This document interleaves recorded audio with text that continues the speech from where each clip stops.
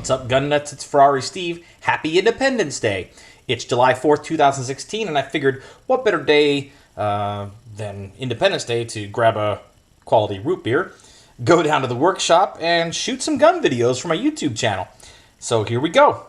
Now this is video number 11 in what was only supposed to be a 10-part series.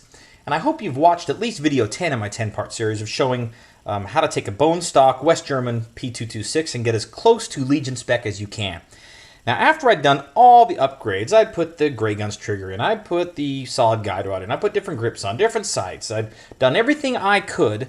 The final step was to send it off to SIG for their action enhancement package to try and get the trigger pull down to a reasonable level and smooth out some of the trigger action.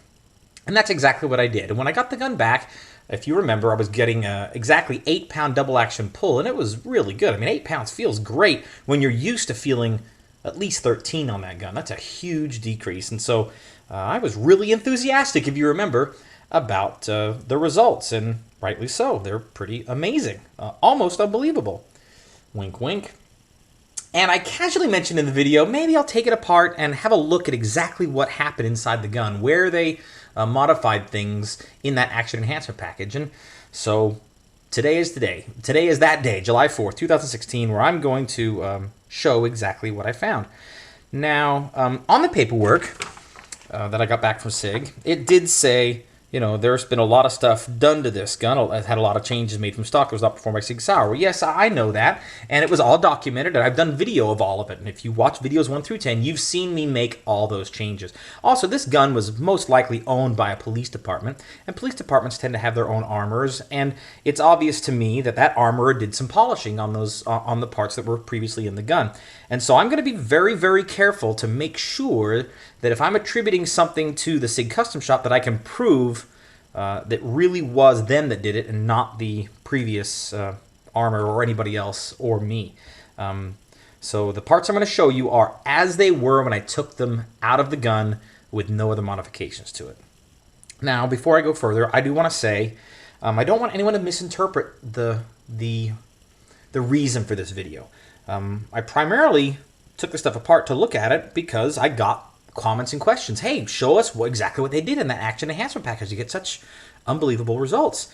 And so I was enthusiastic about it. And as I've discovered facts, I want to make sure I'm just sharing those facts with you without drawing conclusions. I want you to draw the conclusions you will. I'm just going to try to present facts. I'm a big fan of SIG, a big fan of their products. I have friends that work at SIG. I have friends that work with SIG. And so this is not done in any way to disparage their work at all. I just want to show you what I found, and then you draw whatever conclusions you want. So let's start with the mainspring. Right here, this is the mainspring that was taken out of the gun when it came back from SIG, and this is a stock mainspring that's never been installed in the gun, right out of the package. Now this mainspring, you saw me install it in the gun because the old style mainspring and hammer strut and hammer shoe were in the gun from the 80s, and I replaced that entire assembly, the entire mainspring assembly, and put a brand new OEM 21-pound stock SIG spring, which is what this is. Now, if you look at them close up, however, right side by side, I want to make sure there's no camera tricks here, and I'm being totally fair. If you look, you'll notice the spring on the left, which came back from the custom shop, is considerably shorter. I've counted the coils. There's 13 coils on each of them. So it hasn't been clipped, it's shorter, and those coils are therefore closer together. And this is, you know, the same spring, because they sent back the bits that they replaced. These are all the bits they replaced, and we'll talk about those in a minute, but there's no mainspring in here, and they didn't replace the mainspring. But they must have done something to it because it is shorter, and also it's slightly bent. If you look at it, and you might not be able to see it in the video, but it's slightly bent. It's got a small bend to it. Now, what would cause that? Well, I wasn't there, so I don't know, but I do know it's bent and it's more compressed. And the only reason I can come up with is that they stuck it over the top of something, like this won't fit because it's too small, but let's say you stick it over the top of something, and then squish it down all the way until all the coils are touching. And then when you let go, it comes back shorter, which reduces the spring tension, which therefore would reduce the trigger pull. That explains their dramatic trigger pull.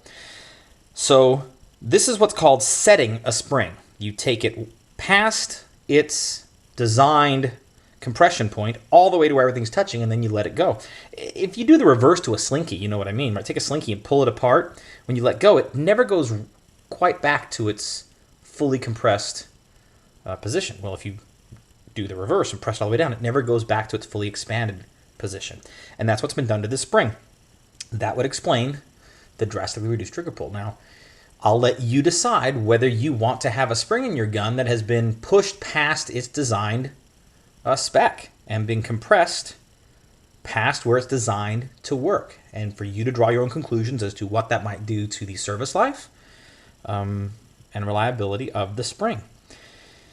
Again, this is a bone stock 21-pound one, and this no longer has the same trigger pull weight because it's been set. Let's keep talking about springs, shall we? This is the bag of bits that came back with the gun, and in it was my original hammer, this original sear spring, and these 4 grip screws. Now, I don't have the other bit here because I sent the spring off to somebody who could measure the spring tension exactly for me because I wanted to be sure, because I suspected something and it has been confirmed. This spring is the original sear spring that was in the gun. The one that came back from the custom shop was the correct spring for a double action Kellerman, a DAK action, and that would affect trigger pull. It is not the spring that is spec'd for a double action, single action gun. It's the sear spring for a DAK. I don't have the spring back yet, but I have confirmed that that's what it is. Now again, you draw your own conclusions. Is that a legitimate way that you're okay with to change the action in your gun, or is it not? Up to you to decide. So we've got 2 changes. One was a complete swap out of a spring, and one was the modification of the existing spring. Let's look at the hammer. So this is the original hammer that came with the gun that SIG sent back in the replacement bits. It's made of tool steel. You can tell from feeling it. And this is the hammer that was in the gun that SIG replaced. So it says S7 on the side. It's the S7 is a S7 with super finish. That's what SIG is making parts out of now. It's an MIM steel. It lends itself well to injection molding. And actually, this is a really good hammer. I like this hammer. It's a quality hammer. But really what I'm interested in is looking at where did they polish this. Now again, I know this was not polished by me or by anybody else because this came back with the gun in this condition. They replaced the hammer. It started off as a brand new hammer. So I found 3 spots on it where it's polished. Right here down the bottom, right here on top, and right here on this little tiny lip. As far as why it's polished down here, I don't know. I can't think of any way this would affect the trigger action right here. I mean, the sear, right, engages like this. So it sits in when it's cocked, it sits like this. And then when it fires, it sits like this. But I can't see where having this polished would have any effect on anything. I don't understand why. Here either, I don't understand what this, I mean, that doesn't, you might think it does, but it doesn't hit the sear anywhere. So having this polished, I don't know if it really does anything. This front lip here, maybe, but what I was really surprised to find is that this, I'll get my screwdriver here, this lip right here was not polished. And you can clearly see wear on it where I've cocked it and shot it a few times. But this was not polished. I was really surprised because I would have guessed that this is where you would polish a hammer to reduce grit and creep or whatever. But no clue why that's polished and really no idea why those are polished there. And again, I'd love to be able to blame it on somebody else, but that's clearly from the SIG shop. Now this is the sear. Speaking of, while we're speaking of hammer, no, like that. There we go. While we're talking about hammer and sear engagement, this is the sear. Now, I installed this sear. You saw me do it on video when I put the SRT kit in the gun. And so we know this was a brand new, unmodified sear when I sent it to SIG. If we look around, I see one spot that's polished right here. And it's polished pretty aggressively. In fact, polished so much that this surface is now, if you can see it, it is now what I would call convex or rounded outward, right? Concave means goes in like you're going into a cave. this is a convex round surface. And as far as I know, in fact, I have the original bits here that I took out on video, the original safety lever and sear. So this is the original one from the gun. And as you can see, this is a flat surface here on the sear. And then it kind of slopes down, but this is flat. But on the one that I got back, it is no longer flat. It is convex. And I don't, well, again, I won't draw conclusions. You can decide for yourself whether or not you think a sear surface should be flat or whether it should be convex. I will tell you that the stock one, as they ship it, is flat. And I will also tell you that most SIG armorers and guys who do custom work will probably seek to get that flat. But it came back and looks like it's just been held on a grinder or a belt sander, and I suspect that's probably what happened. To me, it looks like it's been ground on a belt sander, maybe like 400 grit, and this one looks like it's polished a little more. And again, I know this was done by the custom shop because I installed this piece and you saw me do it on video, and I had no polish on it at all, so they have polished that surface there. So we talked about the hammer, we talked about the sear. This is the ejector. Now, it goes in the gun like, you know, if the gun were shooting this way, sits in there, and as the round comes out, the extractor pulls it out and hits this and boom, hits that at force and flies out of the gun. And so it makes sense that this side here would be polished, and in fact it is. And I can tell from the type of polish it was not polished by the previous police armor, because they had a different style of, you can kind of see different marks of how the polish works. And so this looks like it's been hit at the factory. And it sits in the gun like this, you know, up against the frame. What's interesting is this side was also polished. Now that side is pinned up against the frame like that. Right, the gun shoots this way. It's in the frame like this. I don't know why you would polish that side of the ejector. I can guess, and I can guess that whoever did it grabbed it and went, oh, got to polish the ejector. Oops, wrong side. Maybe I drew a conclusion there. So if so, I apologize. But I don't know why you would polish this side of an ejector. And in fact, by doing that, you then change the geometry of this, perhaps, and move the ejector in, and so it might not fit as tightly. It might not have the exact, depending on how tight you like your tolerances. That is going to shrink the size of this by polishing both sides of it, and it's not going to be exact, and it may not be to spec, and so you have to decide whether or not you want that in your gun or not. Also, the pivot pin here. This is what holds the locking insert in. This has been highly polished. It was not polished. I did not polish it. I'm very familiar with how it was. You can see it on video when I take it out that it was not polished before. This was polished by the SIG Custom Shop. And I don't know why. It doesn't rotate in the gun. I don't believe polishing this has any function at all.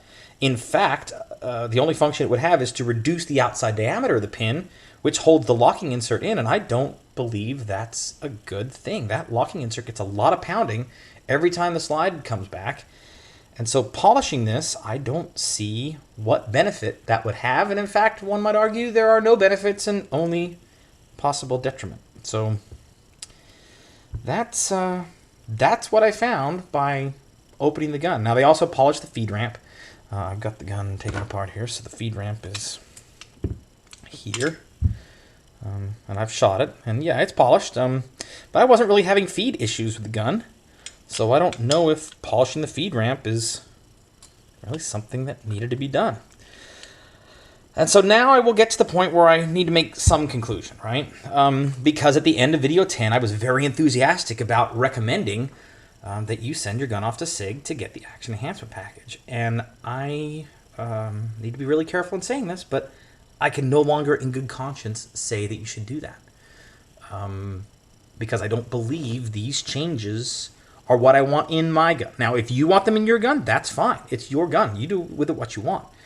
But, you know, polishing surfaces that I don't really believe have any impact, polishing surfaces that may have a negative impact, negative impact, negative impact, compressing, using springs that are not designed for the action, setting springs so that they are reducing trigger pull. I think there are other ways to reduce trigger pull that involve probably more time than a job like this would take. And yeah, that's all I can say is that I can no longer in good conscience say, yeah, go ahead and send it off to the SIG shop. Does that mean if you do, you won't get good results? No. I only did it once, and this is the result I got. Now, I was really enthusiastic and happy about it at first until I took a closer look, and I'm no longer happy with it. And so that's why these parts are no longer in the gun. In fact, I've replaced all these parts in the gun and have gone back to original spec, and the gun works great. You know, had to put a new sear in, another new hammer, and replace these parts. And this is an original unused spring that I was just using for comparison, and I'll use it in another gun when it's ready. But these I'm going to put in a bag marked "Do Not Use," because I don't feel like my gun is reliable as I want it to be with those parts. Now again, you might feel differently, and that's fine. But anyway, that's where it's at. Video number 11, the details of what was inside my gun after an action enhancement package. That doesn't mean this is what's going to be your experience. It's just mine. For me, setting the spring was the biggest surprise, but also explains the most of why we got the results we did, dropping it down to an 8-pound trigger pull. Again, this is Ferrari Steve. Thanks for watching. Happy July 4th. Happy Independence Day. Si vis pacem parabellum. Stay safe out there.